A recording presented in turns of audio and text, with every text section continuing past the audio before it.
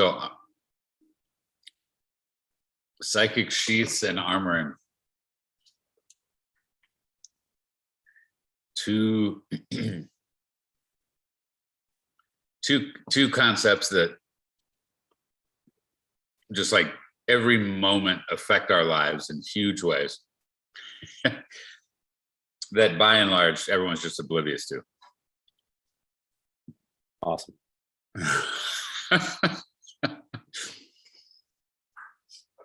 I mean, it's. I don't know why you left this till the end of this list. We should. Because the other things are also absolutely vital and yeah, omnipresent.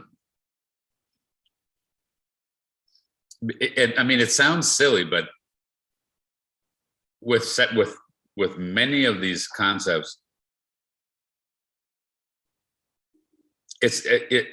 I'm being honest when I say it's literally as important as if I'm trying to explain the concept of temperature to you. And like, you know how sometimes you feel like more comfortable or less comfortable, or you have this certain experience, and it's like when the temperature goes up and the air vibrates, more rapidly, like literally you start to feel warmer, and it's like if you had just no concept of temperature, you just thought it was you, you just thought, you'd think you were crazy. Right. Just sometimes you get all sweaty, sometimes you get all cold and shaky and your hands go numb. It's just me. I don't know. It's just, yeah. I was born with it. Right. And then someone comes along and is explaining, there's this thing called air temperature. All right. Which, I'm sure that, at some point the cavemen were like, what the fuck? Why am I feeling so? Yeah. But so our energy fields are like that, our ego mind is just registering this stuff we're feeling. And there's literally a weather, to your field. Your field's got stuff going on in it. And your mind is in that weather, trying to interpret it. And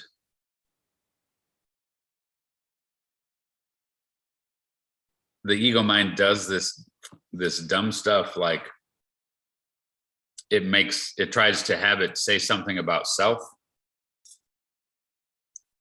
It tries to have it say, feel, it tries to take it as an object, tries to feel good about it, tries to feel bad about it. And it's kind of as dumb as doing that with the weather.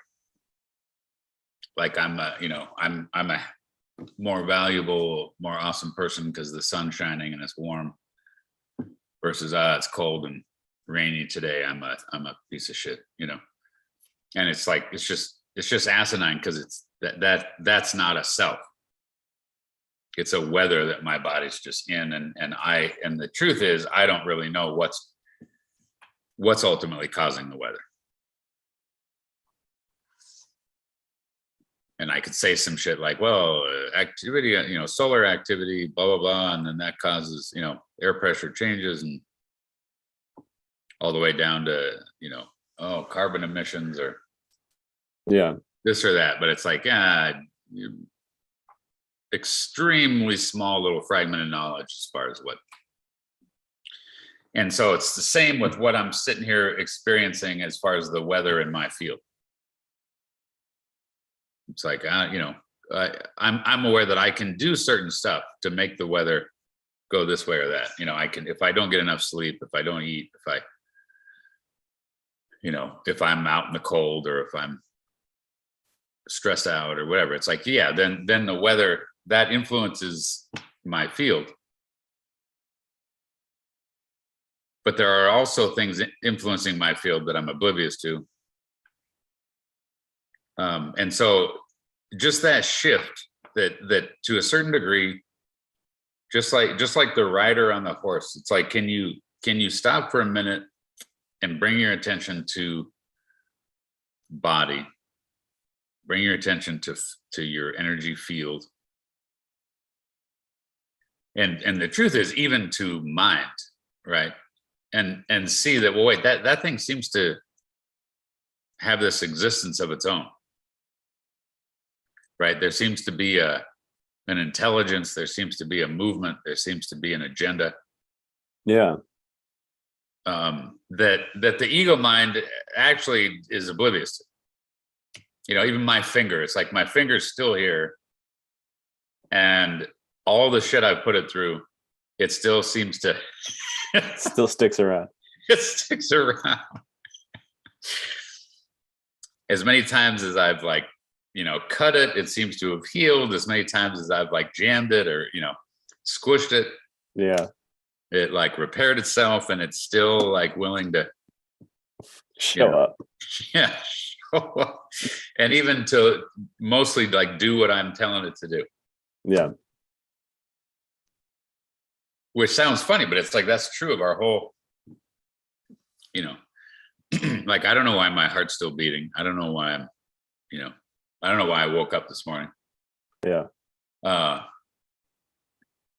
But we just kind of find ourselves here. It's like, okay, what am I doing? You know, but then we just sort of assume the driver's seat and assume responsibility, you know, and we're just like, okay, yep, I got this. I'm in control. I'm driving this thing.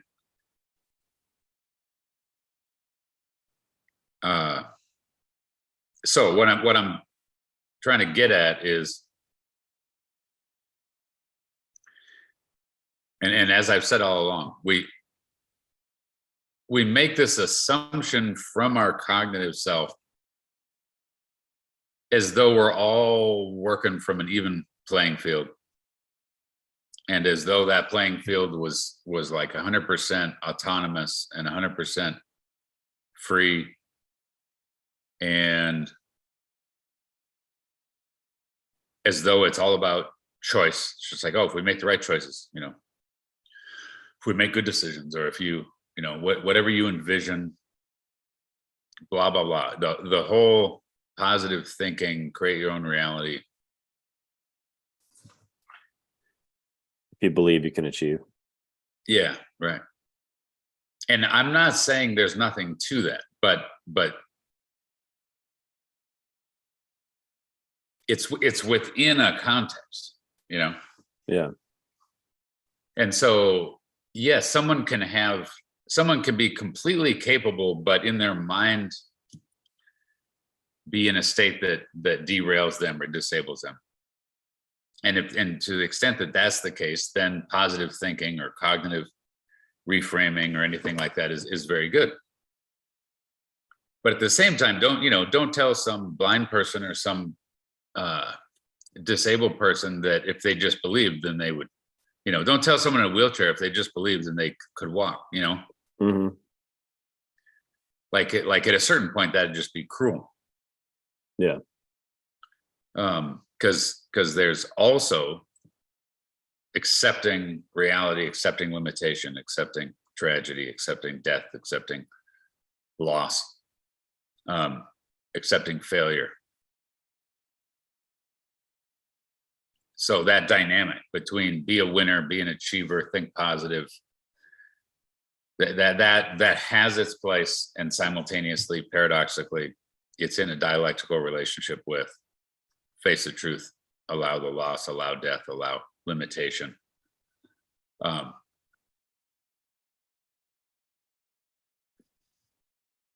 So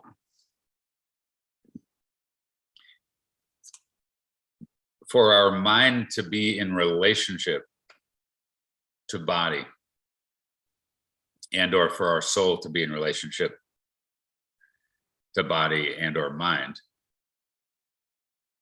there's the idea of, well, what's truth? What's really there? What's happening? And the general idea is that we as humans have a very hard time just allowing the truth of something. To sit and just look at some object, whatever, it can be some simple, plain object. The general idea is if you actually opened up and got present and just received, there would be, the general idea is you would see the truth, and the truth would be the way that we would experience the truth would be this blissful, wondrous, wonderful awe at the absolute amazingness of whatever the fuck we're looking at.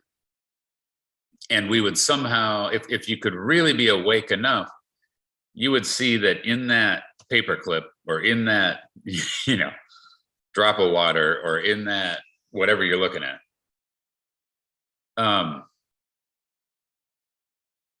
that the keys to the whole universe are right there. And you would see that and recognize that, and it would be a release and a relief from all fear and worry and tension. And you would become aware that it's all exactly as it should be, and it's all a wonderful, magnificent joke. It's all a wonderful, magnificent creation. It's all a wonderful, magnificent farce. And at the same time, somehow it's a deeply sacred, poignant, meaningful experience.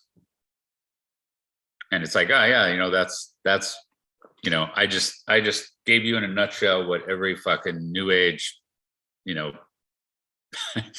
self-help, book has been saying for the past 50 years, right? Yeah. So where do you find that paperclip? Yeah. Yeah. Because that's what everyone, right? It's about the object. Yeah. But when you can hear that, and then, like you say, you can go on a search for the right paperclip, or you can sit and look at a paperclip and like try to get there. Imbue it. Yeah. Yeah. But if you look at, like, okay, what are the mechanics of that, right? Just like if you're aware that if you eat a bunch of mushrooms, or if you smoke a bunch of pot, or if you drink a bunch of alcohol, this thing happens. But it's like, okay, but can we deconstruct that? Can you look at what actually happens in the brain, what happens in the bloodstream, what happens in the metabolism? And of course, this idea of experience, right? The human experience. Because you can say, oh, well, Lance has, a 0.2 level alcohol right now, and so that's why he's, whatever. And it's like, yeah, but that only tells you so much, The jump into actual experience is still mysterious. And that's the whole idea with phenomenology and these ideas about suchness, right? Like, what is a color? What is a sensation? What is a feeling? And are we can put labels on it, but we can't really grab the experience itself. So with all that in mind,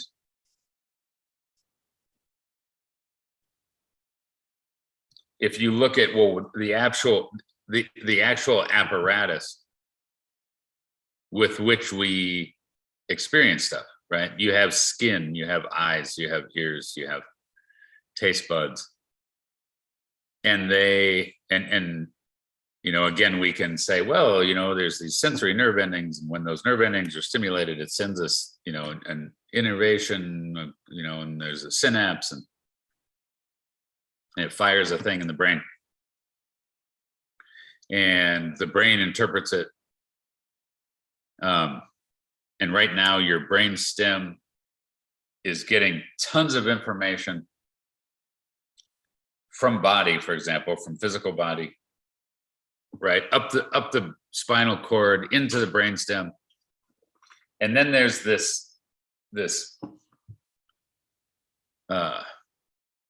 system of filters, if you will, where it hits a certain place in the brain, and the brain decides what information came in that doesn't need to be responded to, and then a bunch of it gets filtered out and gets sent on to the next place. And the next place in the brain sifts through that information and discards a bunch of it. And a very small little part eventually gets relayed to what we call the ego waking mind. And we become aware of that. And then most of that we just discard. We become aware of it, and then nothing to see there. Right. This is already so much going on about what it should be. Yeah, right.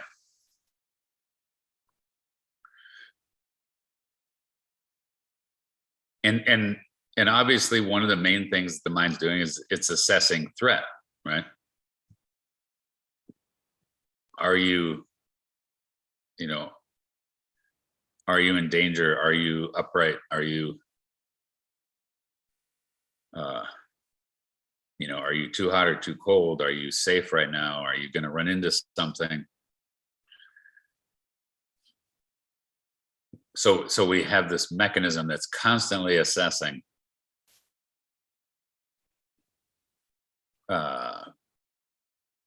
safety, and a huge part of safety, a huge part of self-regulation, self-care, autonomy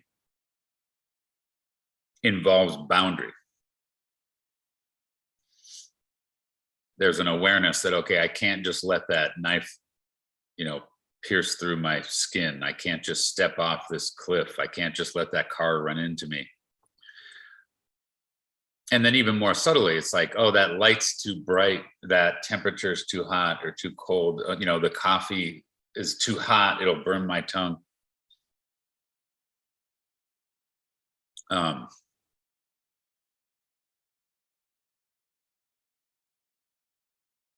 So just, this constant interaction with environment, because we have this fragile system, this fragile body that can be hurt, it can be destroyed, it can be invaded, it can be engulfed, it can be attacked. And we all know this about our physical body. We all know this about our emotional, sexual, mental self. We're all these fragile, whiny little bitches, and simultaneously, weirdly, we're like incredibly resilient. Yeah. And also there's this massive variety, right? Like most, like if you look at a herd of sheep or a herd of deer or wolves or something, at least to our common eye, it's like, man, they all look the same. They're all, yeah, they all seem rather, they tend to seem rather healthy, and they move in the same way, and it's hard to even pick one out from the other. Yeah. Whereas you look at a pack of humans and it's like, man, you know, you got all shapes and sizes, you got all kinds of movement patterns. Yeah. Like, look at the way that person's walking, you know, like what the hell? Doesn't even look like the same species as that other person. Yeah.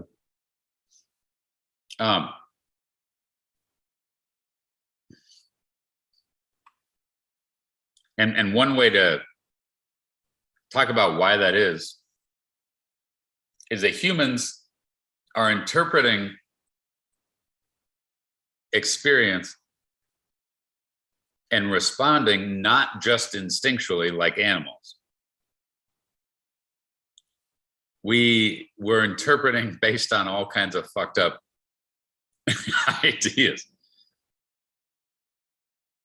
So instead of letting our body naturally respond, you know, we get in there with our ego awareness and decide we need to mediate that, we need to curate that, we need to control that. Yeah. We make meaning out of it. We hold on to it. We decide I'm gonna make this adjustment so that I'd never have to feel that again. And so then you end up with, you know, all these weird patterns in us. And I'm saying that generally speaking, if you sort of cut that part of the brain out, we would just heal and adapt and sort of go back to what our body knows is the right way. Just like movement patterns, you know, you take a child that doesn't have some kind of trauma or something is going to run in a way that humans ideally run, you know. And it's funny, even in a much smaller context, golfers, for example, will talk about it. If you go out and play golf and you haven't played for a while and you haven't thought about and obsessed about the golf swing, you just take the club, you go out there and you just swing at it without thinking, you know, and you crush it. You hit it, you know, in a way where it's like, oh my God, I never hit it, you know, that well. Yeah. And then the golfer goes, now what did I do? Yeah. And it's like, now you're fucked. Yeah. Like, forget it. You know, you might as well hang the clubs up till next year because you just fucked it all up. Because your ego mind stepped into the driver's seat. Try again later. Yeah. And it's the same with art. You know, if you're trying to write poetry, if you're trying to sing, if you're trying to paint a picture, if you know, it's like, we just know that, okay, you're either in that intuitive creative flow or your ego mind steps in and now you're, you know, jamming it all up. Yeah. And the idea with armoring and with psychic sheaths, we don't realize that we've jammed it up in certain ways that we no longer even know about.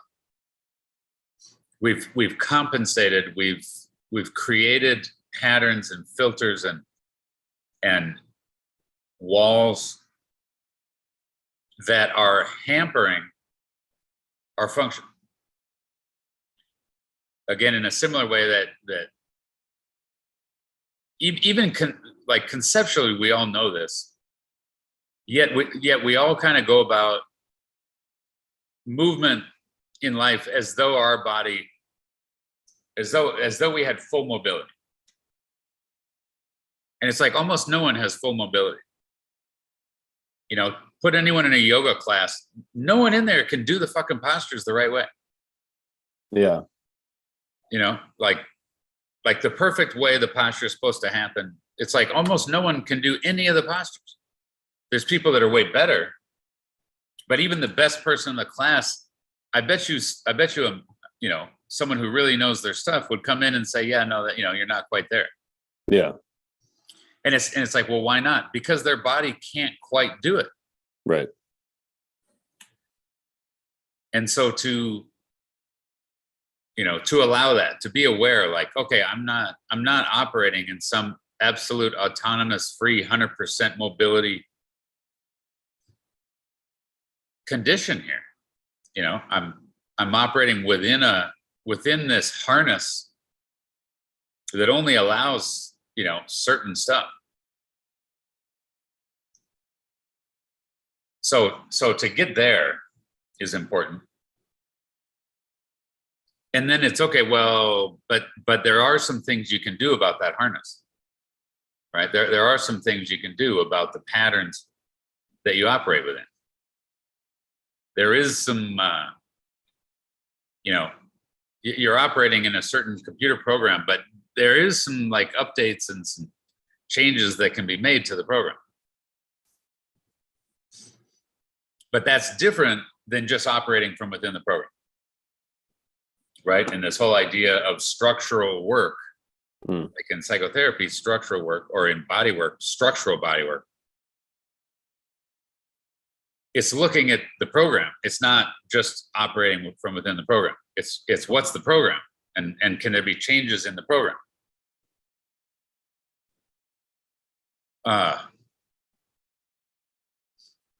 So two of the biggest changes that can be made to our program, physically, mentally, emotionally, sexually, spiritually, has to do with sheaths and has to do with armoring. If I start with armoring, armoring is basically contracting. If I point a hose at you, you know, you're probably going to do some kind of contracting, blocking defense. Yeah. If it's cold, you're gonna start contracting. If the light's too bright, your pupils are gonna get smaller. And at a certain point, you're gonna close your eyes. You're gonna try to shade yourself. And that would be appropriate. But then if the light, for example, gets dimmer, well, then you should come out of that and your pupils should actually dilate, right? Armoring is simply being in the defensive stance when it's not appropriate. And again, we tend to think, no, I only armor when I choose to, and it's like, no, you're walking around, yeah, like intensely armored, and you don't even know it. And the reason you can't run right, or the reason your back hurts, or the reason you get headaches, or the reason you have digestive trouble, or the reason that you feel anxious, etc., is because you're defending and contracting your energy fields, collapsing your mind, tightening up your tissue in response to some threat that actually isn't happening right now.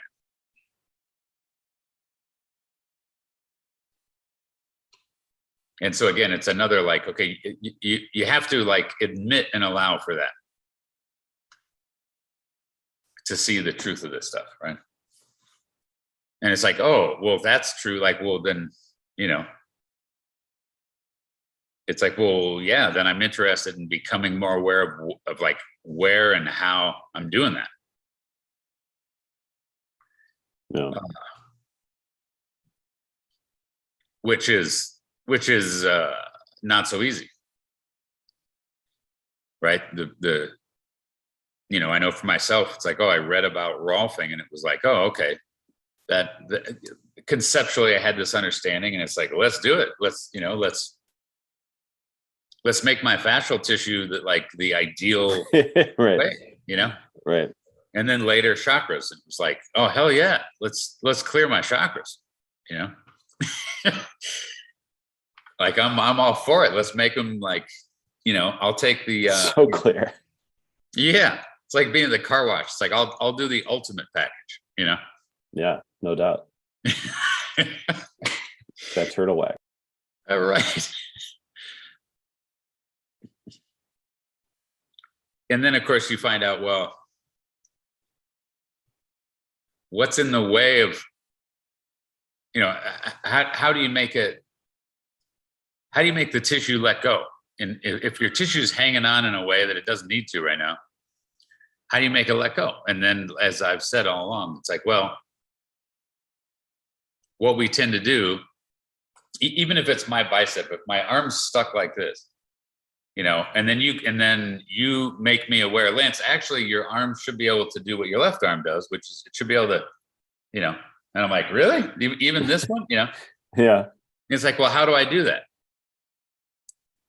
And what most approaches in the world are going to be, well, someone's going to try pulling on my arm.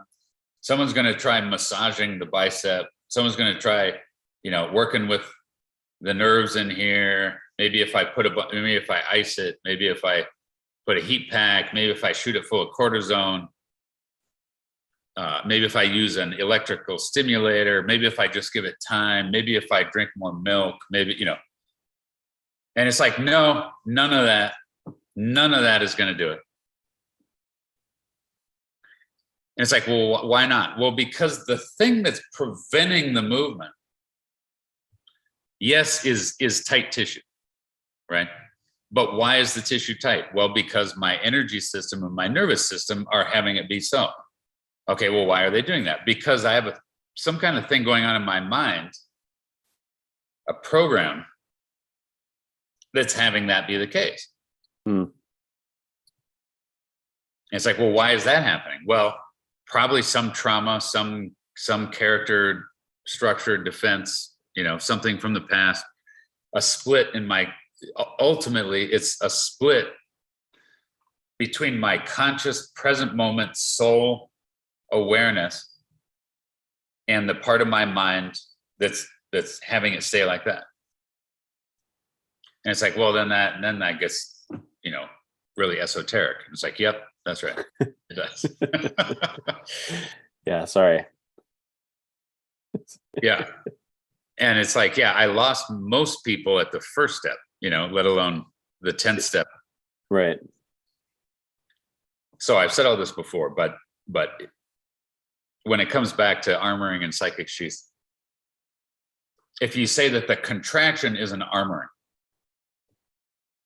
and again, it's a defense, right? It's a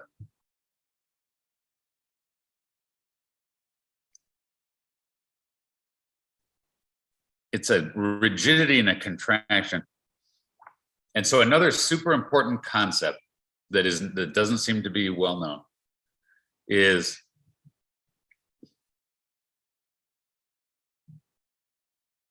there's defense against the external world, right?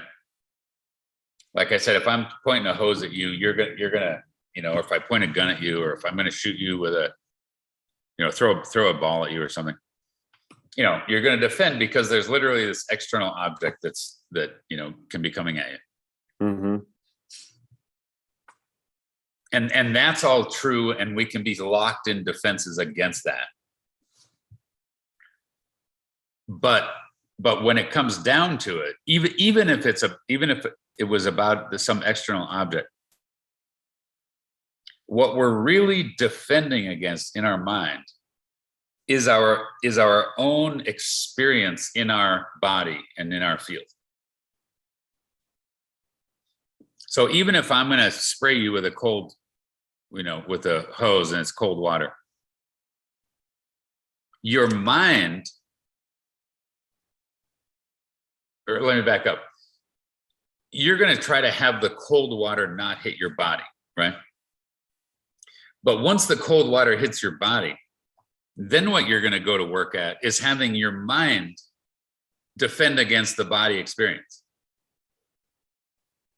right? You're going to contract tissue. You're going to do certain stuff in your nervous system. You're going to do certain stuff in your brain to not be open and present and receiving of the body sensation.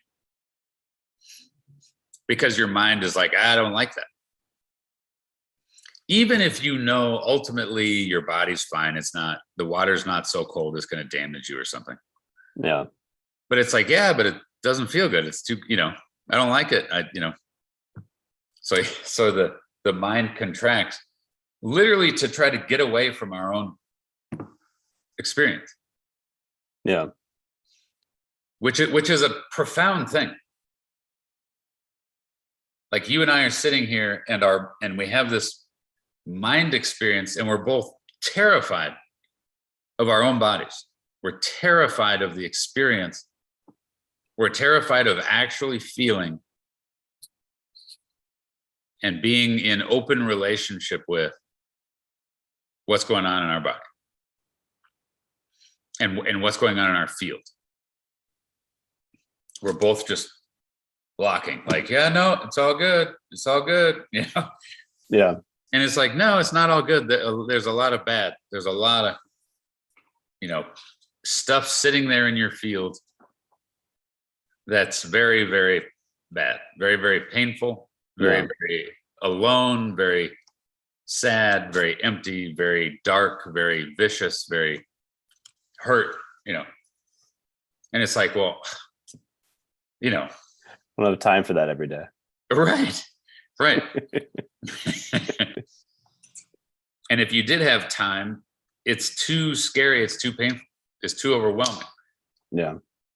And then it's not just that it's too painful, because that's one thing, and it's too painful. A lot of it's too painful, but even worse, it's too confusing. We don't even know what it derails us. It destabilizes us. Yeah. Because it's one thing to have an awareness. Okay, look, this is what's happening. This is what needs to happen. And so, all right, I'm gonna tolerate this pain right now. That's different than, I don't know, I feel fucked up and vulnerable and confused and disoriented. And the experience I'm having doesn't make sense to me, and it makes me feel bad about myself, and it makes me feel confused, and it's just like, then it's like, well, God, it's no wonder that people can't just say, okay, let's just do it.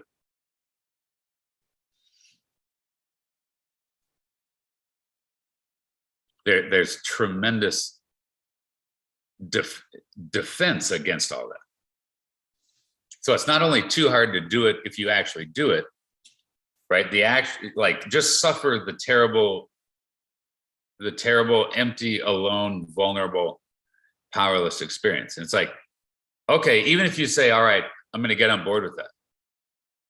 Conceptually, yep, I get that that's the thing I need to do. Okay, I'm going to go into that. Deciding to go into that's one thing. Actually doing it is another. Mm-hmm. You're gonna get kicked right back out of it. Right. And then you just move on. Yeah. You're like, well, I did it. In addition, you have tremendously sophisticated, powerful defense mechanisms preventing you from ever even getting into that. We all do, right? Yeah. And those defense mechanisms, again, they're very sophisticated. And one of the best tricks that we play is that most of those defense mechanisms, you have no fucking idea you're doing. Yeah. So it's like, I mean, this is a fucked up game we're all trying to play, Yeah. And even if I become aware of a defense you're doing and try to point it out to you, That's it's explosive. like, well, now you and I have a problem. Right. Relationship over. I was trying to keep my problem to myself. I don't know why. Yeah. You had to point it out. Right. But again, it's like, I'm not even exaggerating. Like, this seems to be the situation. Yeah. For every person.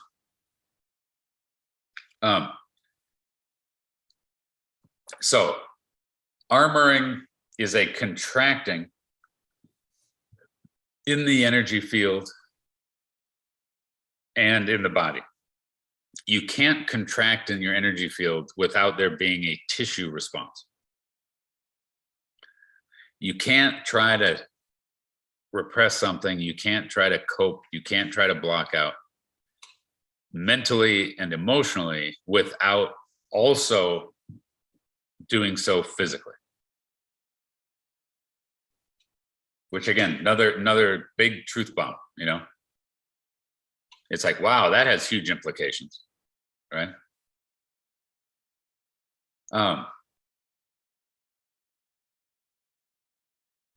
And it goes the same way in reverse. You can't let go of a tissue contraction, of a nervous system contraction, of an energy field contraction without the associated content then surfacing. Now, you may experience that as just being tired. You may experience it as a headache. You may experience it as sadness. You may experience it as a thoughts or memories, but it's gonna move and do its thing. Yeah. So armoring is not just blocking external environment. Armoring is me contracting in my tissue and in my energy field so that I can prevent the movement through the meridians, through the fascial tissue, through the field. And why would I do that? So that it doesn't reach my mind. Right? If something's happening to my hand and it's painful, I'm going to start to contract along the pathways, right? The nerve pathways, the energy pathways that are sending me a message that this bad, painful thing's happening to my hand. And at a certain point, I'm gonna contract in my mind. I'm gonna contract from the pain. I'm gonna try to get away from the fact that, oh my God, my hand's being, crushed or whatever. And like I've said before, if the thing lets go, it's like, all right, I might come out of the mind contraction, and I might even come down out of the body contraction, and I may get back in my hand, and okay, but trauma is when boom, it splits, and like I don't even know that's pattern still there. I'm like, what are you talking about? Yeah. All I know is like, I got this really stiff neck and my shoulders, and it's like, well, it's because that part of those lines are still all contracted. Yeah. I can be like, no, that was years ago. It's like, so like, it's right. still, you're, and I can just see, they're like, yeah, but that was years ago. I'm not like, I don't still have remnants of that. It's like, you can see it, Yeah.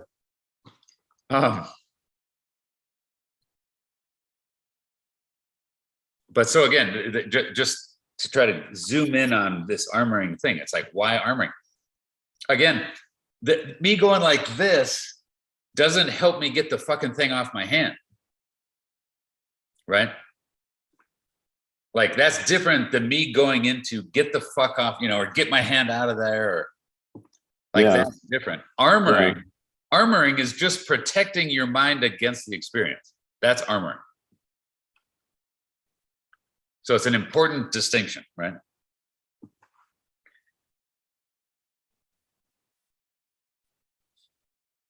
And we should armor in the moment to varying degrees, right?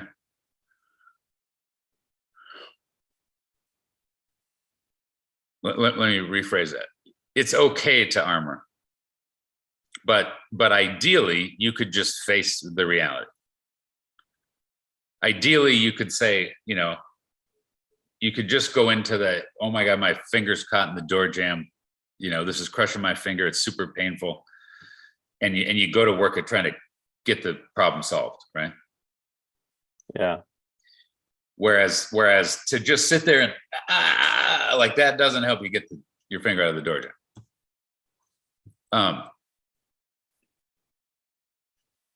But we have to armor, we have to block, we have to repress in order to stay sane. Another important concept. Okay. We literally cannot handle reality.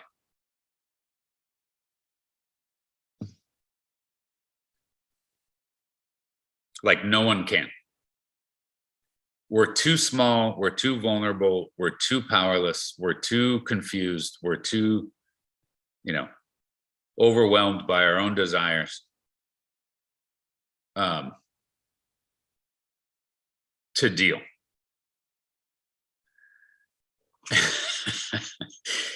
So we're all, That's our default state. That's yeah. Well, that's the truth. And so our default state is to be narcissistic. okay. Meaning we just project, out and are in this state as though it's all under control. And as though like we get it all, we understand it, we're in full command. Oh, that hurts. That hurts. The psychotic, schizoid, this idea of the core, right, and the moving out, or if you make it a vertical scale, because I'm like you said, the default state was that, and then I said, well, the default state actually, I think a better way to say it is the original state is just psychotic. Then the next state is schizophrenic. And then the next state is paranoid. So you have your paranoid schizoid place, right? That's not just full-blown psychotic, but is at least organized enough to just be paranoid schizoid. Now, maybe that person still needs to be in a mental institution, but it's different than just full-blown psychotic. And then from paranoid schizoid, the next level of organization that ideally happens in the mind is just absolutely narcissistic. Then the paranoid schizoid comes to rest, is organized, is let me rephrase that. It doesn't come to rest, but the person comes to rest because they develop up out of that level. And they just assume the narcissistic state, the narcissistic stance towards the world, if you will, that instead of, oh my God, I'm completely overwhelmed by the environment, right? The literally something happens in the mind and in the field where it shifts and self is no longer located as this thing that's overwhelmed. Self becomes the world that was overwhelming you, which is this strange thing that humans are capable of doing. So instead of you getting pelted by the rain, you become like your sense of self is the rain pelting you. Instead of your overwhelming mother, you become mother. Like our mind literally shifts and anchors in the thing, which is this weird, phenomenon.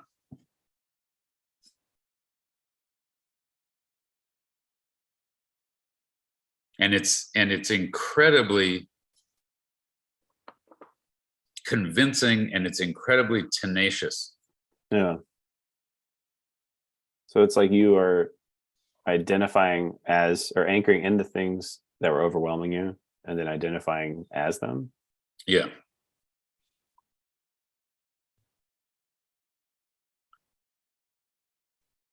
So like the armoring is like part of what's holding it up is it's also your identification with the thing that caused the armoring. Yep.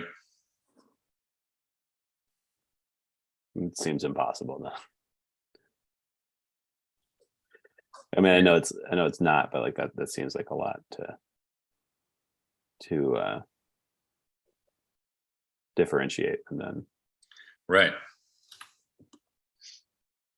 If you think about, if you watch a movie,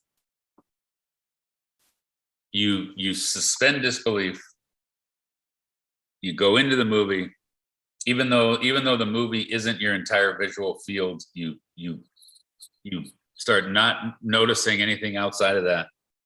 You literally like go in, you get caught in the narrative, and often you identify as one of the characters. yeah, And then that character experiences a victory, and you get flooded with euphoria. That character experiences defeat. You cry. The monster jumps out from behind the bushes and attacks that character, and you freak out. mm-hmm. And it's like, and it's just amazing, the mind's ability to go there. And so I'm just pointing that out as a way that our mind, our mind does that when we don't realize it. If most of us are aware, like I know it's a movie. I was taking the ride, but as I sit here looking at you, I'm doing a bunch of that,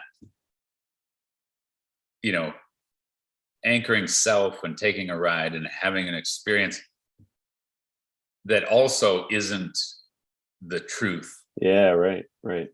But I'm like, what are you talking about? Yeah, it is, like, or no, I'm not, I'm just We're being both awake and me and in reality right now. It's like, no, you're not. Yeah.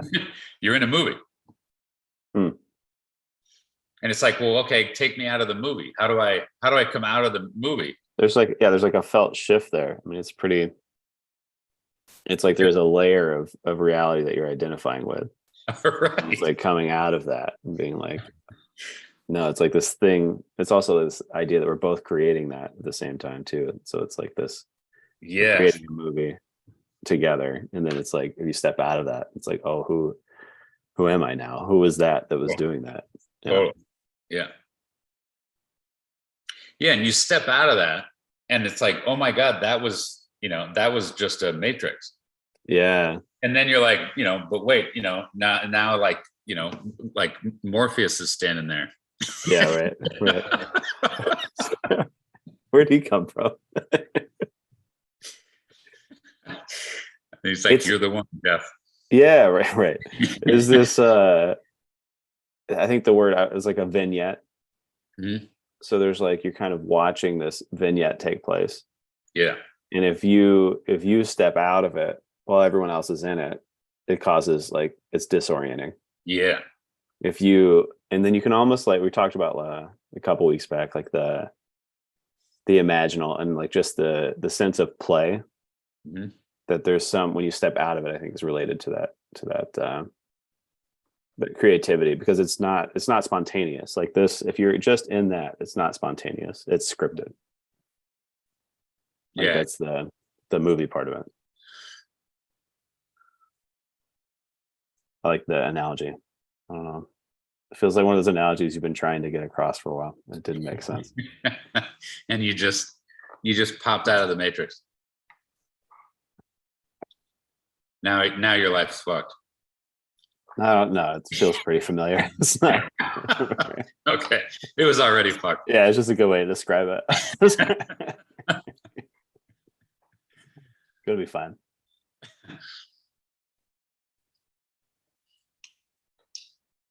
So if that's how our mind works, then of course it brings the question, well, what's real, right? What's true? What's the accurate vignette, Yeah. And of course the general idea is, well, we don't know. Right. We don't know. And it seems that we can't know, at least not cognitively rational. Mm.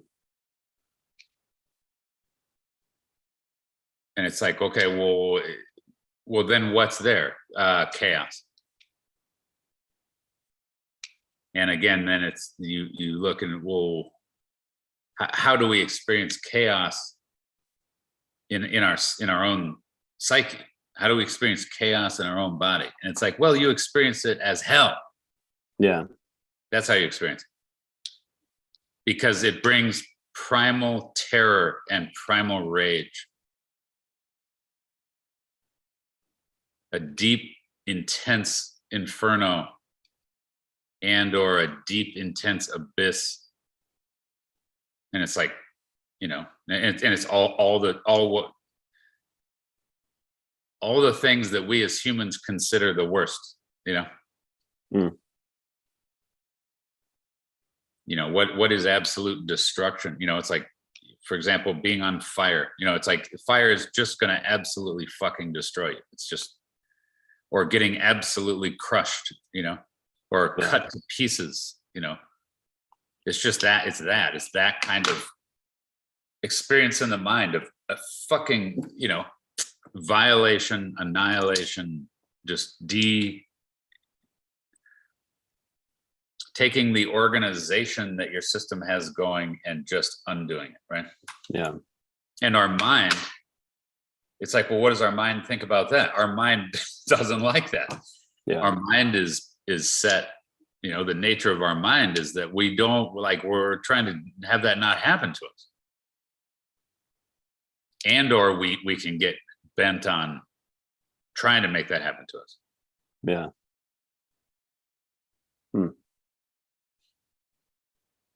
And or we can decide, in order for me to maintain my organization and structure, I need to fucking annihilate that thing, right?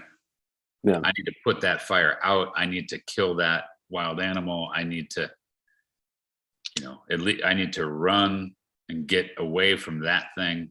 I need to get off the fucking track because here comes a train and it's gonna fuck me up if I don't get away.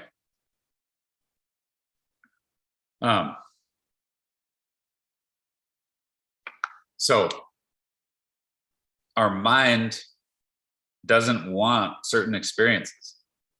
We don't want pain. We don't want confusion. We don't want, you know, certain kinds of tension. We don't want certain kinds of threat. Yeah. And we have all these ideas about, you know, what's pleasurable versus what's painful. We have ideas about what's good and what's bad, what's shameful versus what's heroic, you know. And we're flooded constantly, not just with threat in the environment, and not just confusion about how to deal with the threat, and not just confusion about what is actually a threat and what's not. You know, should you just get in the water and yeah, it's cold, whatever, but it's actually good for you and it's not going to harm you. And so get in the fucking cold water, you know, and swim across the river in order to get where you need to go, or wash yourself off or whatever, and shut up about the fucking coldness. Just, you know, adjust your mind to fucking deal. And there's a place for that in life, obviously. Yeah.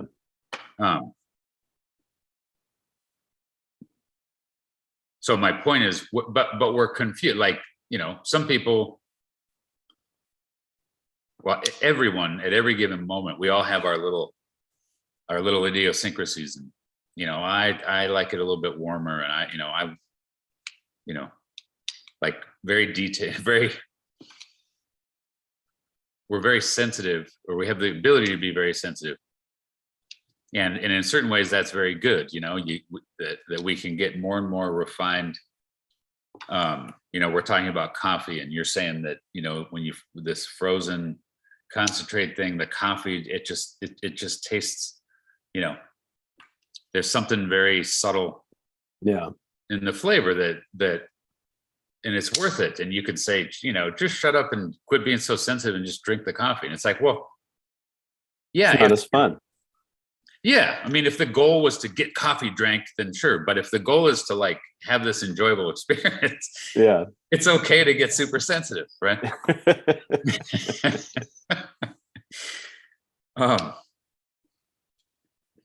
But point is, we all have these little programs of how sensitive and what do we like and what do we don't, you know, and so we're either liking it or we're suffering it, you know, even though ultimately it's not, there's a difference between, you know, cold that's going to kill you or heat that's going to kill you, and just cold or heat that's a little uncomfortable, you know. Yeah. And but our mind can have this really big reaction.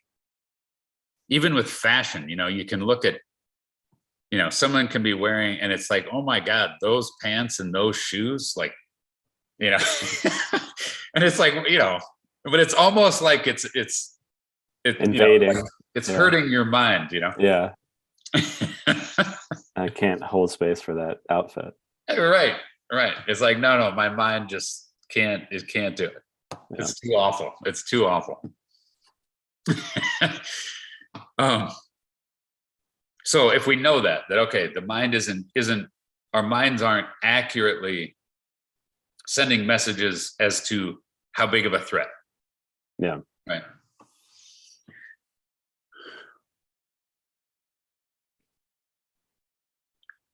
So that concept, and then your mind is not accurately, or let me say this, whatever it was that happened to you, whatever trauma, whatever accident you were in, whatever sexual abuse, whatever rejection, you know, happened,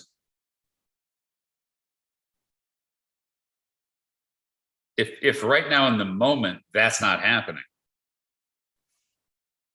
then the experience that you blocked and defended against, right? Or actually, let me just back up one second.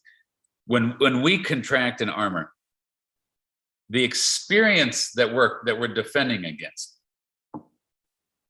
even if okay, now the, you know, the person that was going to hit you doesn't hit you, and now they leave, the experience that you went into that you were blocking against, it's still sitting there. That fear, for example,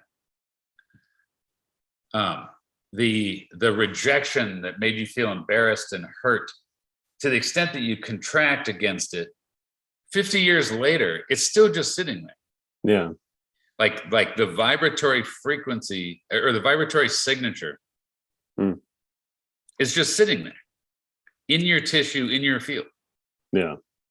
And so you're walking around the rest of your life guarding, and now, oh, you know, and then someone mentions so and so, and you're like, you know, don't mention her. Yeah. Because there's that feeling, it's still there. And it's just sitting there waiting, just queued up to go through your mind. Yeah. Queued up. It's just it's in line. It's just waiting. Yeah. Sitting in the queue. And it's like, yeah, but I'm armored against that. And then it's like, how come you haven't been in a like open, like loving relationship since? Well, because I'm armored against that thing. And so when the new person comes, it's like, no, I'm like, that pathway's armored. Yeah. And that's why the new person is like, I think you're still hung up on so-and-so, and I think you're afraid to be loved. And you know, and it's like, what do you mean? You know, what? Mind your own business. Right.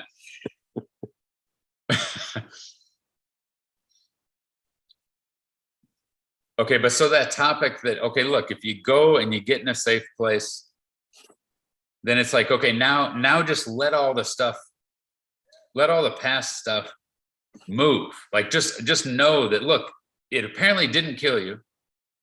It's already in your field. It's not like, you know, it's not like the bullet that was going to hit me, I armored, and so now it's just sitting there. But now if I let go of the armoring, the bullet's going to hit me and kill me. It's like, no, the vibratory frequency is not going to kill you. It might destroy your fucking idea of yourself. It might destroy your idea of your loved one. It might destabilize your whole fucking psyche. Yeah. And we all have certain stuff that indeed will do that. You know, it's like if you just push the right button. Yeah. You know, any one of us, if you push the right button, we become an absolute monster, and or we become a sniveling, terrified little Right. infant. You know, Yeah. like that's all still there.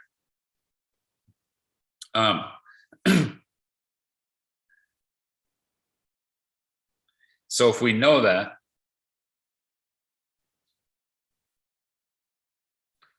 and we know that, okay, wait, even if you get to where, okay, I'm safe, none of that's happening, and it's like, all right, let's do this. Let's let it all run through. And if it makes me crazy, if it makes me psychotic, if it makes me crawling up in the fetal, if it makes me tear the room apart, like, all right, so be it. Like, let's just have it out. And we all kind of attempt to do that occasionally, right? Mm-hmm. We go in our bedroom and we close the door and we just go ahead and collapse and bawl. Or we decide, we just drink the whole fucking bottle of whiskey and just decide, fuck it, I'm just descending into, Yeah. Or I'm just gonna rage and tear the whole fucking room apart. And you go in the thing and you kind of come out the other end and hopefully you didn't do too much damage. And then often it's like, okay, well, that did something. It didn't fix everything, but there was some kind of processing.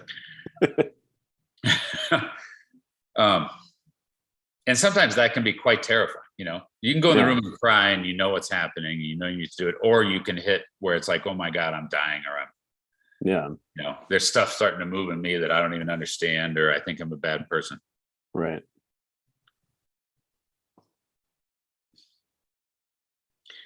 But it's a whole perspective shift when you understand that, look, you're walking around loaded with stuff that isn't about your immediate environment. Right. Again, it's this shift where it's like, oh, I'm not just afraid of all this and judgmental of all this. I'm afraid of this. I'm afraid of my own internal experience. I'm afraid of my own body. I'm afraid of the energy. I'm afraid of the vibrations in my own energy field. So, but again, if you adopt the viewpoint that, but ideally I would open up to that. Ideally, I would become aware of. Ideally, I would let that energy move. Even though my mind goes, well, I don't want to feel scared. I don't want to feel vulnerable. I don't want to feel rejected. I don't want to feel humiliated. I don't want to feel vengeful. I don't want to feel aggressive rape energy. I don't want to, and it's like, well, of course you don't. No one's, I'm not saying that you should want to. I'm just saying it's in there and it needs to move. And that you're going to become a deeper, richer, healthier, more awake person the more you let move. And you're going to become aware that, yes, you're a killer. Yes, you're an idiot. Yes, you're, all the bad things, meaning those are all in there.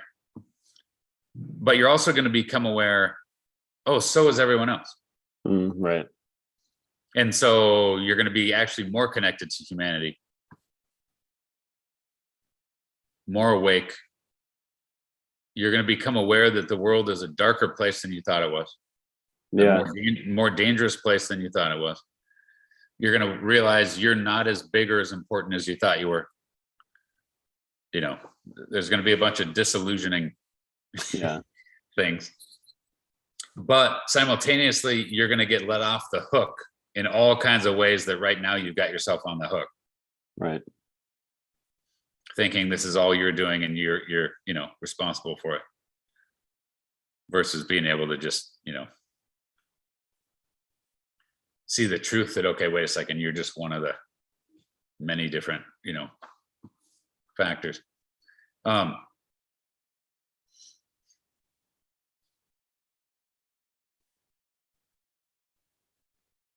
So that concept that that, oh, ideally I would let this stuff move, even if it feels wrong, even if it feels bad, even though it's absolutely counter to what I wish was so.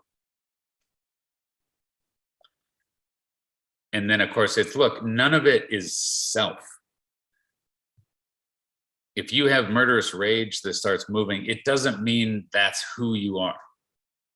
It means that's moving.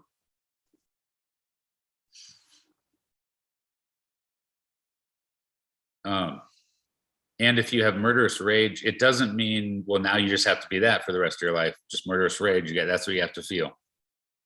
It's like, no, you can feel weak and helpless, and that's fine. It doesn't mean you'll never be strong again. Mm-hmm. And so it's like, oh, wait a second. So I have freedom to just kind of, let any of it move and do what it wants to do. It's like, what if I feel like a big, like, arrogant asshole? It's like, yeah, do that. Yeah. That's no different than like laying down and crying, Yeah. like do that. But just do it in the right context, don't become president of the United States. Just do it in your living room and then allow the world to contain you and challenge you and then receive the feedback that, okay, maybe I'm not. Yeah. And then go ahead and feel the disappointment and of that. Right. Oh, not this time. So that's just growth, right? And I think we're supposed to do that. We're supposed to try to dominate the world. We're supposed to get checked by world. We're supposed to be mad about it. We're supposed to cry unfairness. And world's supposed to say, yeah, no, sit down. And we're supposed to, process that and be like, all right, Yeah. And actually, oh, thank God I'm not ruler of the world, Right. Because the truth is I was way overextended. Right. Right. The truth is I was totally winging it, trying to pretend that, Yeah. I had this. And we got to wrap up in just a second here. Okay.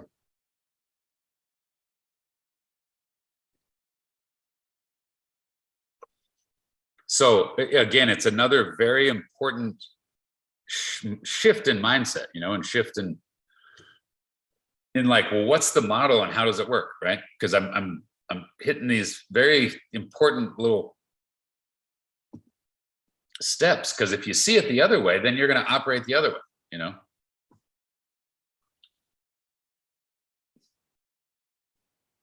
Does that make sense when I say that?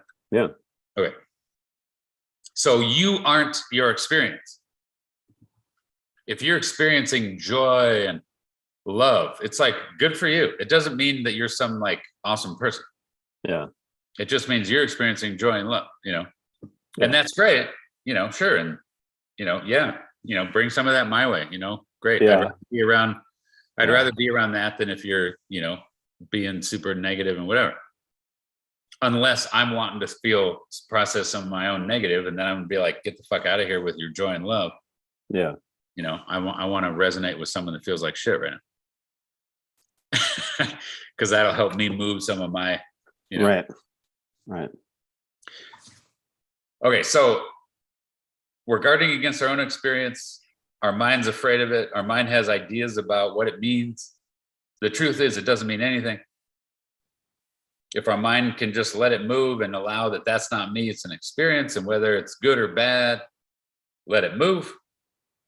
And then an understanding that, oh, then I become more awake and more aware and more mature and more experienced. And, oh, I see more and more that everyone else has the same shit going on in them as I do in me. So you feel more connected. You have more of an understanding of how life works.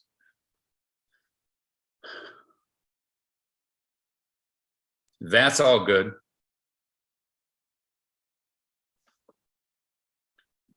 But it also brings the question of, okay, but then what am I really? Who am I really? Yeah.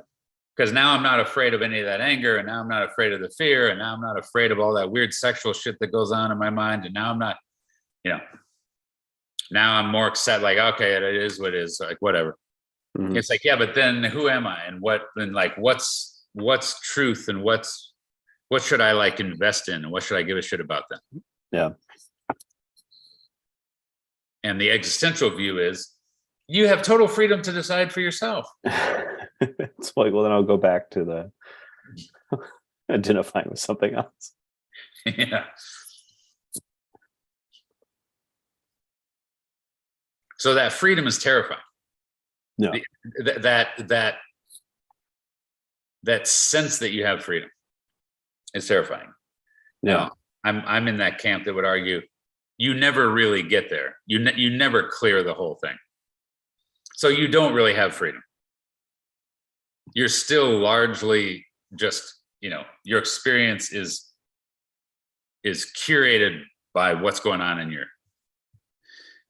you could say your karma or your body or your field or your. But even when we start to sense, oh my gosh, I don't know what to orient to, I feel a sense of like, open options. We freak out. We have anxiety. We get depressed. We get suicidal. Like literally, that's what happens in a human mind when we have too much choice. Right? We get paralyzed.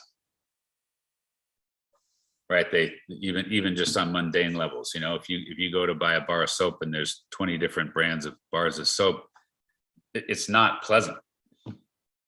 Our minds don't do well, and we literally, there's all they've done all this testing where we, like, the human mind starts to decompensate. Yeah. And we get less functional, less safe, and less stable when we have too much freedom. Yeah. Too much choice.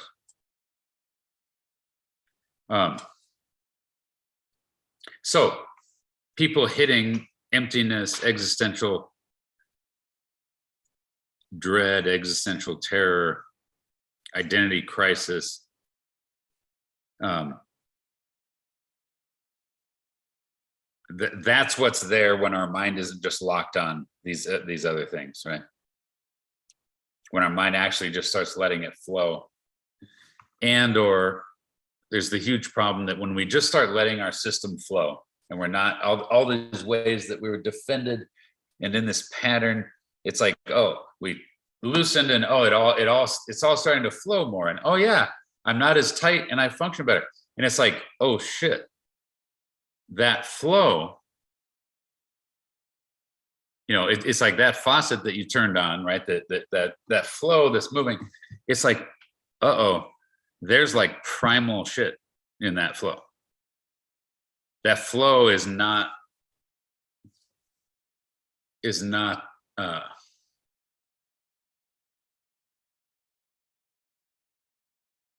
what we thought it was. Yeah. And we start recognizing that if our mind goes more and more to the, deep towards the origin of that flow, we start noticing, whoa, wait a minute, that's all the bad stuff. That's all the stuff that's bad. It's death, it's annihilation, it's aggression, it's, chaos. In Carl Jung's view, which I agree with, the unconscious in each person goes all the way down to hell.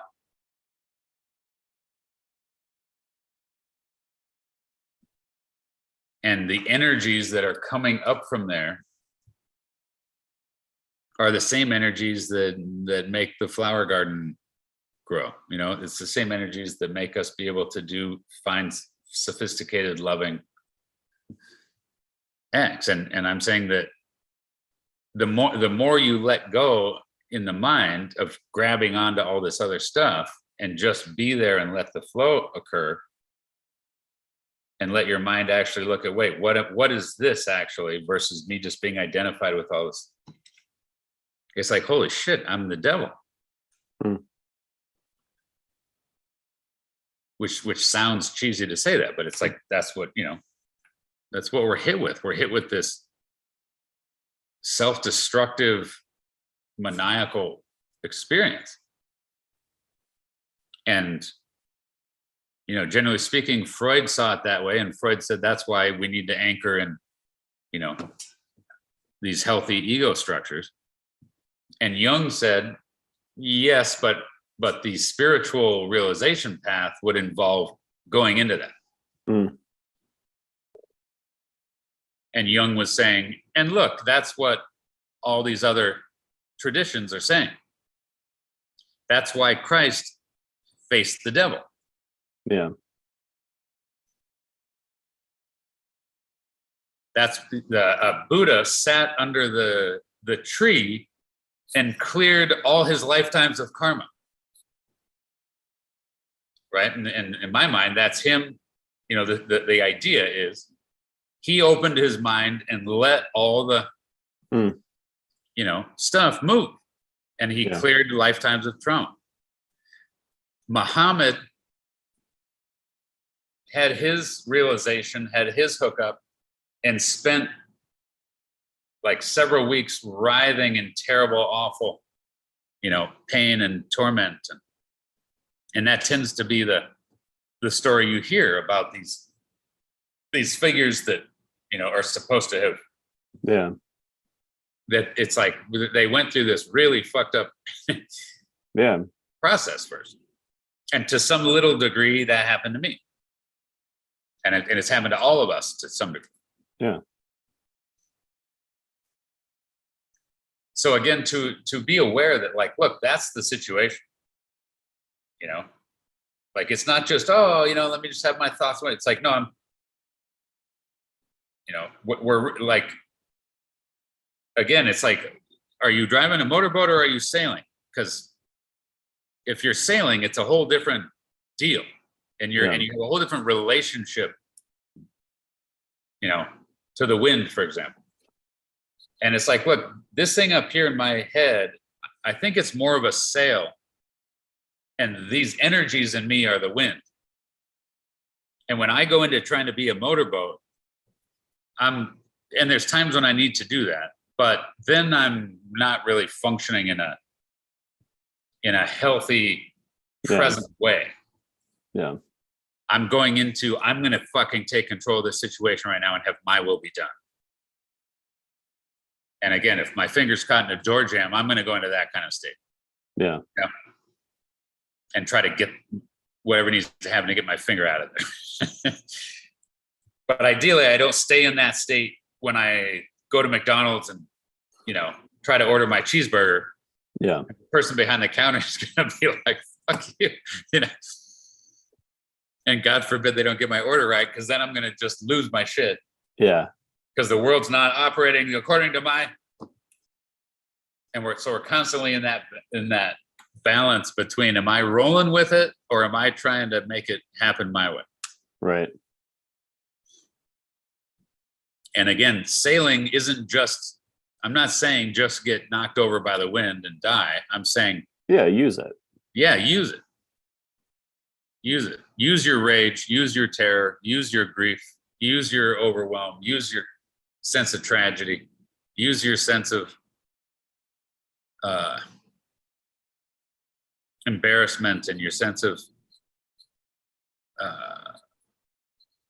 resentment. Let them move, let it be there, understand them. Yeah. They're yours. And the idea is that they're all there, they're all available. Right now, as you sit there, the whole frequency range of energies are available to you. Right. Whatever that means. And they're,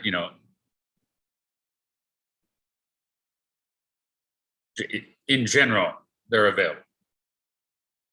Now there's ideas about, before Jesus, the Christ consciousness, the Christ energetic wasn't there. And I don't know if that's true or not, but the idea is that Jesus came in and anchored the Christ thing here for us humans on planet Earth. Now, again, it's a cool story. I have no idea. Yeah. It's a neat idea. Yeah. But generally speaking, the happy, sad, embarrassed, vengeful, disappointed, super excited, they're all available to you sitting there, and they're all available to me. It's just, what are we allowing? Yeah. Versus what are we hanging on to? And so armoring is a contraction in our system to stop the flow of the vibratory frequency, and it's to stop it from reaching our minds. And the reason we do it is because it conflicts. In general, it's not, because it's so painful. That's not really why we tend to armor. We armor because we think it's wrong to let it move. Oh shit, I got to take my 12 o'clock. Oh, sorry. I didn't see what time it was. So obviously we didn't even get to psychic sheets, but I think there's more important stuff to say right around there as far as, our own little ethical, moral code as far as what should we let move and what should we not. Okay. I'll make a note. Cool.